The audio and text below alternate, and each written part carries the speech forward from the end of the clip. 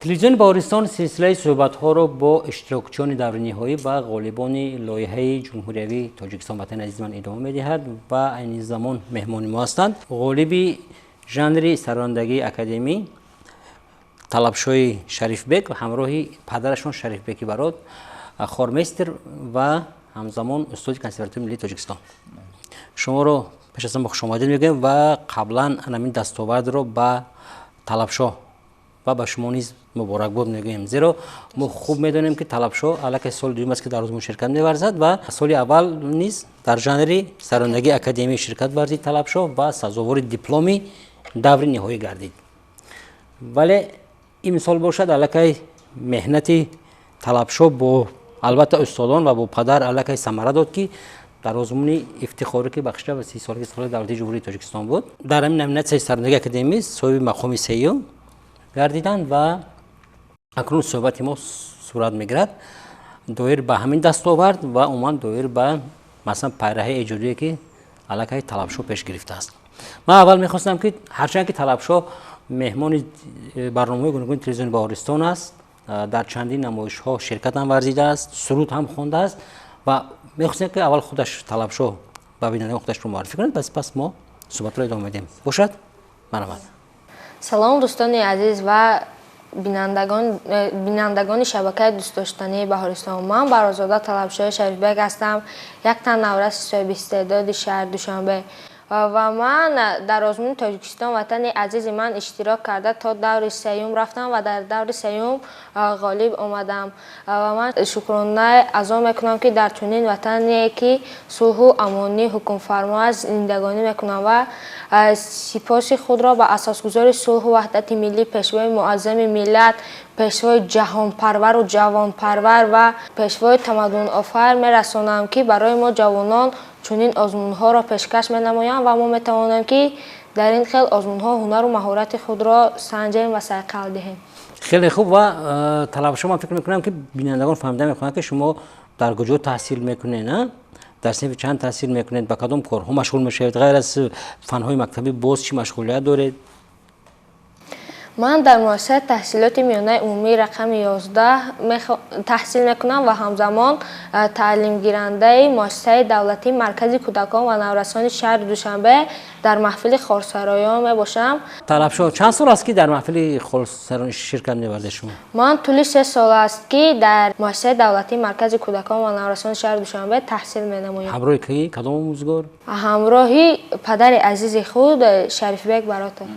یعنی چون شما در عائله هنرمند هستید، شاید که همین وقتی که ذهن موندید به کار شریف بک، وقتی که مثلا دقت کردید، وقتی که هنری پدر رو دید، برای همین خواستید که سرانده شوید یا اون سبب دیگر هم بود؟ من در کودکی مهنت های پدرم رو میدیدم که شب و روز مهنت میکردن، اثر مینویسن، ایجاد میکردن. شاید این بود که در دل من مهر به همین صنعت پیدا شد و شاید از همانجاست که من صنعت را دوست می‌دارم. اولا که تاثیر خود را گذاشت. خوب، شریف من میدونم که البته محیط خانوادگی حتما برای فرزند هم در انتخابی کسب و هم عموما در آیندهش کدام کسب را انتخاب کردن و عموما که کدام هنر را آموختن تاثیر میگذارد. خود شما میخواستید که مثلا فرزندان از جمله طلبشو به همین راه رود یا که مثلا این از یک طرف اقدام خودی طلبشو بود؟ تشکر زیاد. قبلا سلام عرض میکنم به کل بینندگان شبکه دوست داشتنی بهارستان. به روی صنعت رفتن طلبشو اصلا تصادفی بود. من همین فکر میکنم. به اون خاطر که پیروهای صنعت بسیار پرپیچ‌وتاب است، مشکلی خود را دارد. من اصلا میخواستم که طلبشو به فنهای دقیق وابسته شود و همین بود که من با سپورت بیشتر مشغول شود برای سالمی بدن، برای پای داشتن سلامتی. از همین خاطر طلبشو در مرکز بازآموزی ناحیه اسماعیل سامانی تحصیل میکنه در زبان انگلیسی. این زبان انگلیسی رو می‌آموزد، همچنین به سپورت در نوع گشتنی سامبو مشغول است. اما نمیدونم از چی باشد یا محیط خانوادگی چون شما گفتید شاید محیط خانوادگی تاثیر کرد. اصلا من بسیار برنامه‌هایی که هست، سرودایی که ما آماده میکنیم، اثرای تایید میکنیم، نه اونقدر من طولانی با اون مشق میکنم. همین یک بار دو بار برای طلبشو کفایه است. مرتبه سیم علاقه ما ثبت میکنیم. خیلی خوب. معلوم است که من در برابر گفتید که در برابر تحصیل در مؤسسه تحصیل عمومی رقم 11 هم در برابر آموختن انگلیسی و ورزش، معلوم است که از روی من همین دستاورد و دیپلم و جایزه‌ای که من می‌بینم شما در آزمون‌های زیادی نیز شرکت ورزیدن، آزمون‌های زیادی که وابسته البته به هنر هستند، به صنعت هستند، آزمون‌های سررانندگی هستند و غیره. از بین این آزمون‌هایی که اشتراک کردید من حال در نظر ندارم تاجیکستان وطن عزیز من را کدامش برای طلبشو از همه شاید خاطرمون بود؟ من که در مؤسسه دولتی مرکز کودکان و نوجوانان شهر دوشنبه تحصیل میکنم و از طرف این مؤسسه دولتی من را به بسیار چهاربینی ها میبرند، از جمله چهاربینی های شهری جمهوری. از همه خاطرمون برای من این بهترین استعداد بود که بخشیده به 30 سالگی استقلالیت جمهوری تاجیکستان پیش بینی شده است. یعنی این در سطح ناحیه اسماعیل سامانی شهر دوشنبه بود. بسیار خوب. اکنون ما میگذاریم به واسطه به آزمون تاجیکستان وطن عزیز من که الان سال جمعه است که شرکت می‌ورزد طلب شو. اگر مقایسه کنیم خب الان دستاورد که معلوم است، مثلا اگر شما در سال اول گرفتگی باشید دیپلم، خب الان در سال این سال الان دیپلم اشتراکی و این سال الان دیپلم غالبیت دارید و همزمان این جایزه‌ای که تأسیس دادند. همین خیلی خب سوال من اون است که همین شرکتی که در سال گذشته داشته و البته عروض سن و سال و تجربه هم هست، ولی شرکتی که در سال گذشته داشته نظر به شرکتی امساله چی فرق داشت؟ امسال رقابت خیلی سخت بود و رقیبان من هم خیلی پرقوت بودن و خیلی قوی بودن و آنها در مکتب‌های مخصوصی صنعت می‌خواندند که سطح گرد و اطراف آنها پر از سرود و موسیقی و من باشد تنها در یک هفته 2 بار در مؤسسه دولتی مرکز کودکان و نوجوانان شهر دوشنبه تحصیل میکنم. 2 سال پای هم در ژانر سررانندگی اکادمی شرکت ورزیده طلب شو. همین برای چی مثلا سررانندگی استرادی یا که نوینه که شاید و نمیدونم شاید یکی از آنها آسان‌تر باشد برای شما، مثلا اکادمی من بانیخ میدونم که اندکی دشوار هم هست، دشواری زیاد دارد. بله. خب اصلا به این سوال من میخواستم جواب بدم، همچون پدر همچون استاد. در دور یکم اصلا طلب شد در ژانر در نامیناسیون سررانندگی استرادی شرکت ورزید، در دور انتخابی در دور نوحیوی چون وارد شد به دور شهری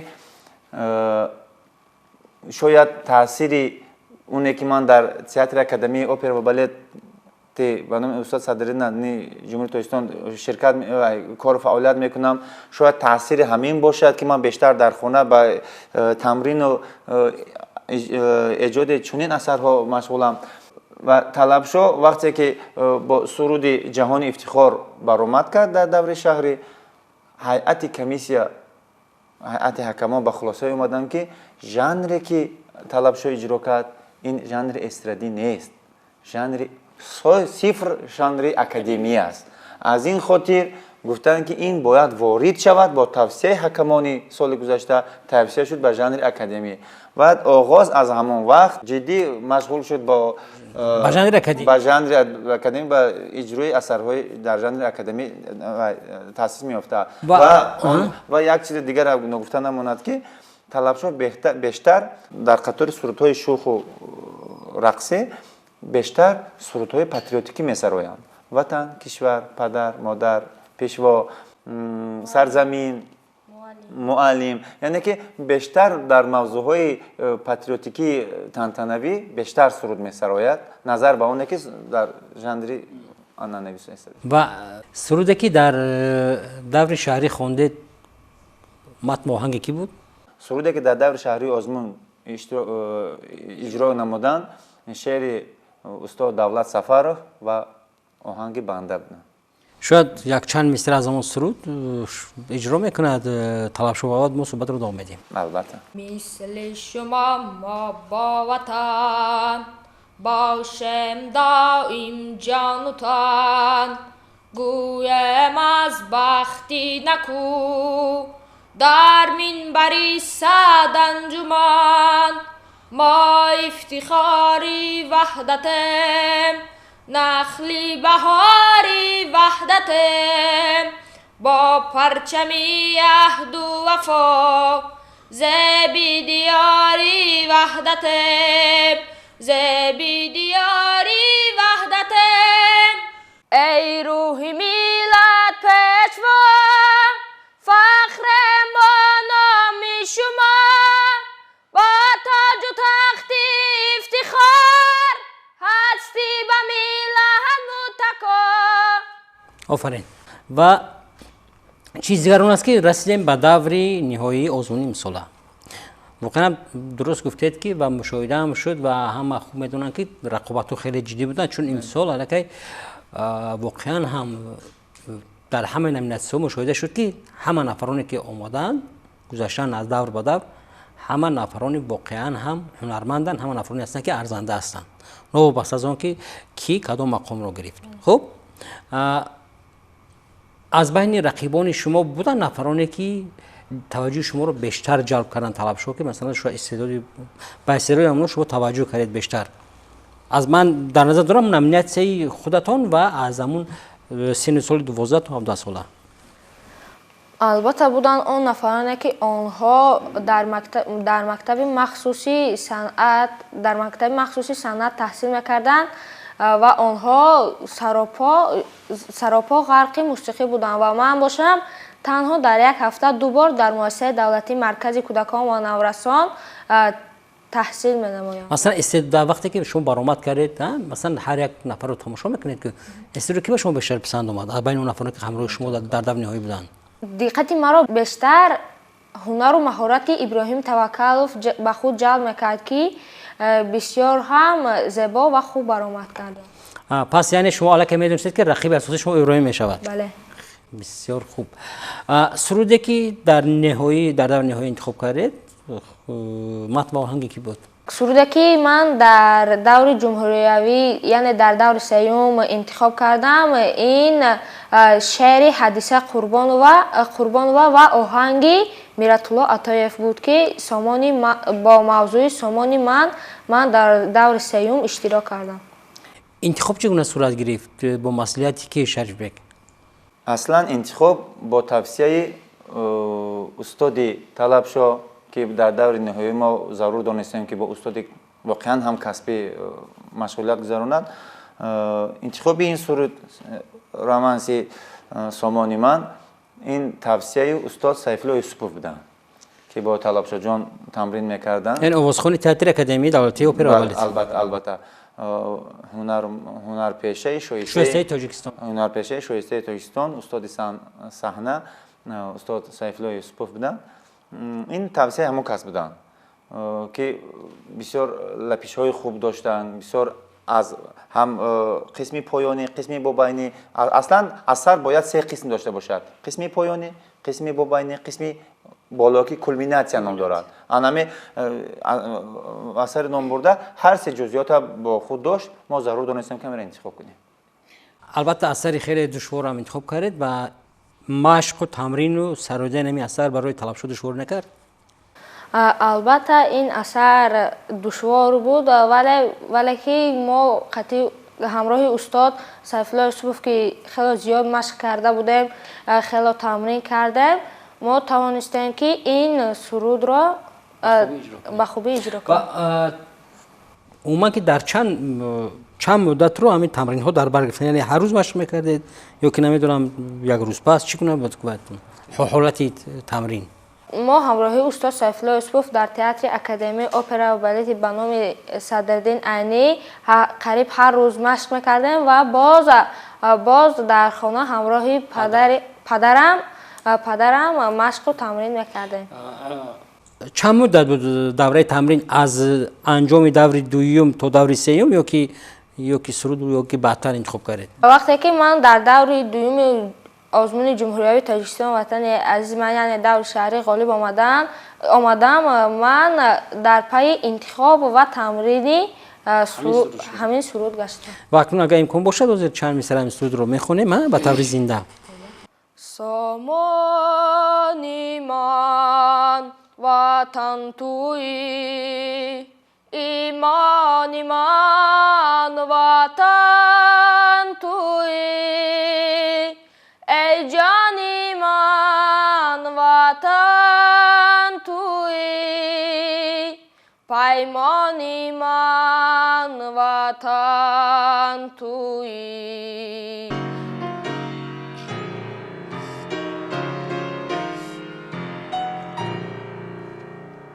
وطن بقای جسم و جان وطن این عمری جاویدان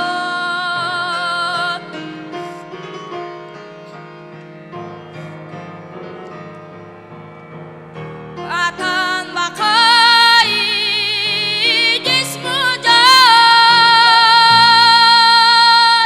وطن این عمری جاویدان وطن زمینی بکران وطن بهاری به خزان وطن زمینی بکران وطن بهاری به خزان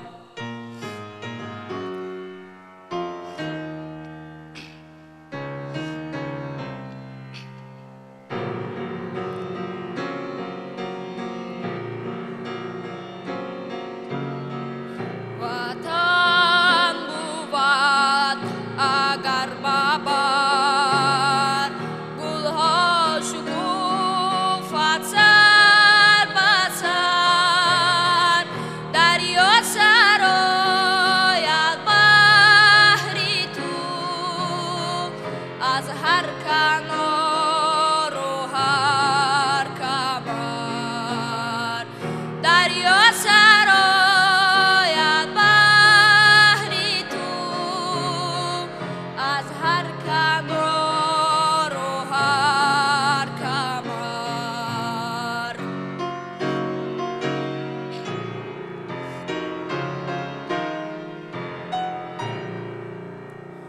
باشد وطن باشد جهان بر تو همیشه مهربان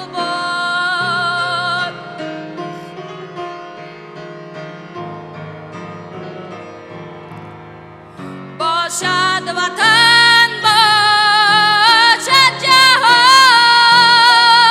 جهان بر تو همیشه مهربان سامان ایمان وطن تویی ای جان ایمان وطن تویی سامان ایمان وطن تویی ای جان ایمان وطن تویی ای جان ایمان وطن تویی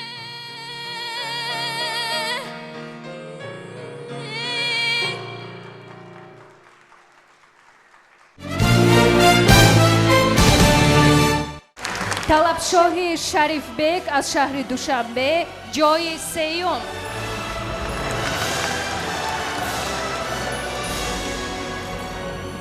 дастгириҳои шумо дӯстони иззатманд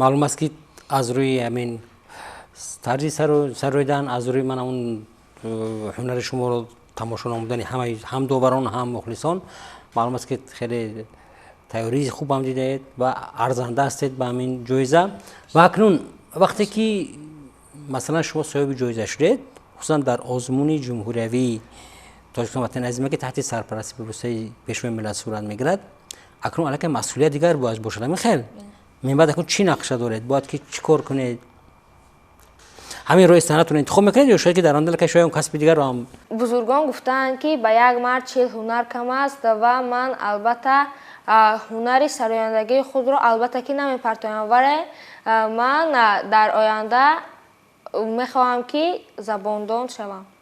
خب زباندانی که خوب است یعنی شما سرانده کسبی شدن میخواید یا نه؟ مقصد من این بود. حالا انتخاب بسیار است ولی آینده نشان میدهد. بله و ما باور داریم که شما در آینده نیست همین گونه با مهارت خود البته امید داریم که شاید در صحنه‌های بلندتر جهانی نیز شرکت ورزید و ابروی نفوذ تاجیکستان رو بردارید زیرا که هنر خیلی خوب هم دارید استادان خوب دارید.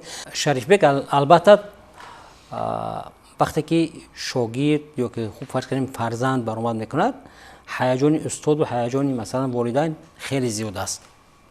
تا کدام اندازه برآمد میکند بچه دستاورد شرفیاب میشود مغلوب میشود یا کامیاب میشود اون که در همین طول تیاری و سپس بعد از غالبیت هیجان شما چگونه بود؟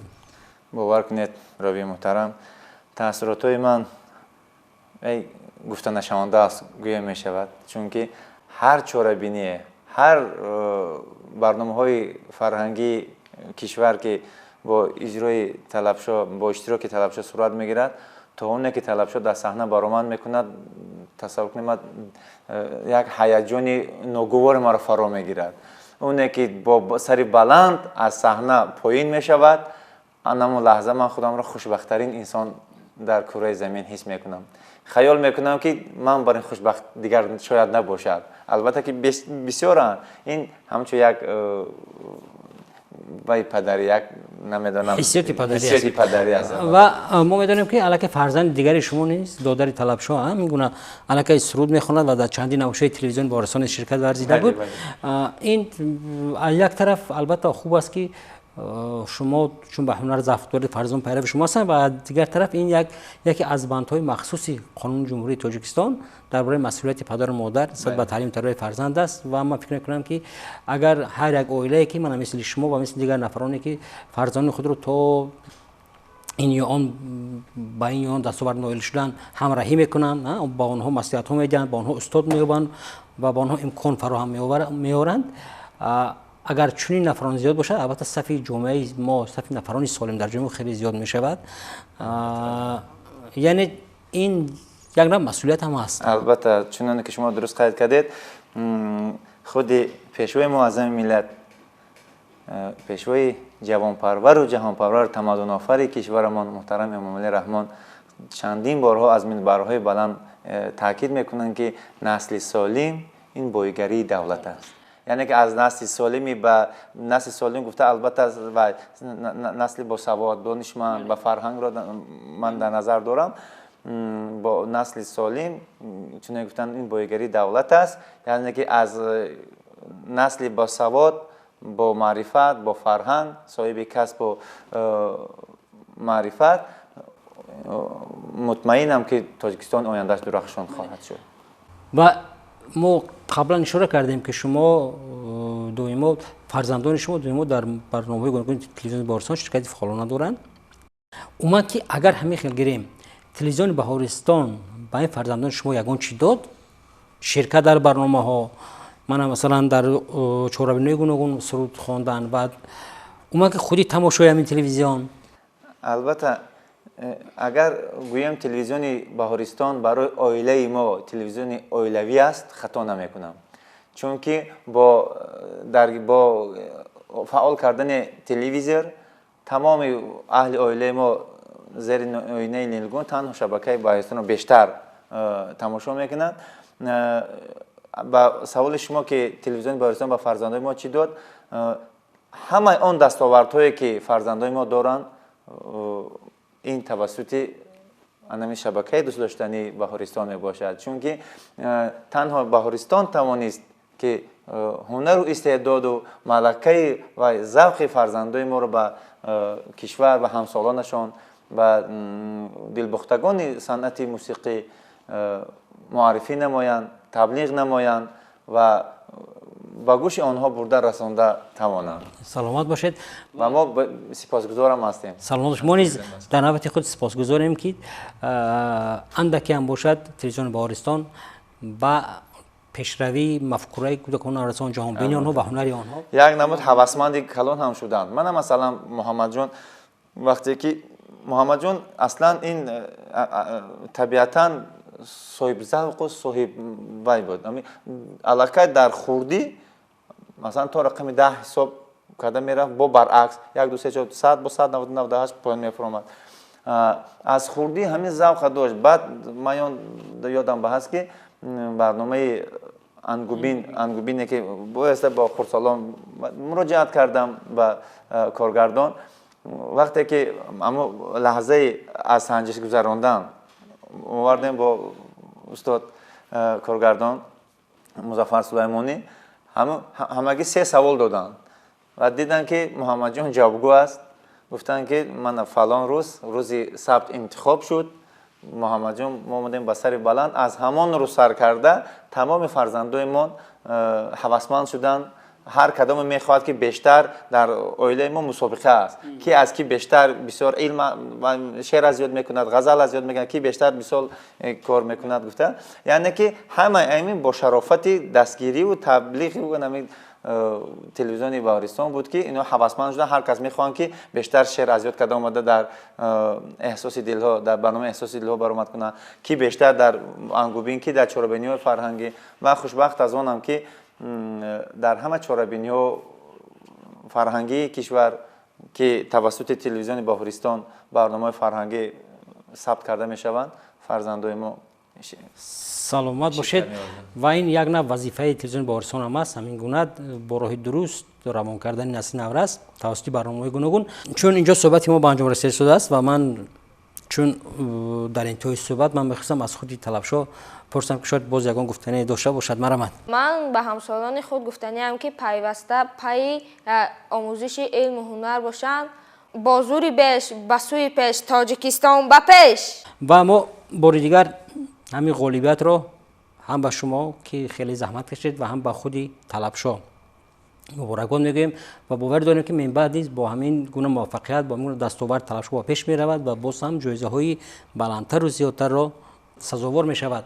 инҷо бинандагони азиз суҳбати мо буд бо як тан аз ғолиби озмуни ҷумҳуриявии Тоҷикистон ватани азизи ман, бародзода Талабшоҳи Шарифбек, ки дар номинатсияи жанри академии номинатсияи сарояндагӣ тавонистанд ки сазовори ҷои сеюм гарданд ва ин як тӯҳфае буд ба Талабшоҳ дар соли муқаддаси 30-солагии сулҳи давлати ҷумҳурии Тоҷикистон. ва мо бовар дорем ки насли ҷавони мо ҳамин хеле мисли Талабшоҳ дигар наврасони мо низ ҷаҳд мекунанд, талош мекунанд ва дар озмунҳои гуногун ширкат мебарзанд. ғолибият муборак бошад ва мо шуморо боз дар намоишҳои дигари телевизиони Баҳористон албатта интизор ҳастем. инҷо суҳбати мо ба поён мерасад. то боздид.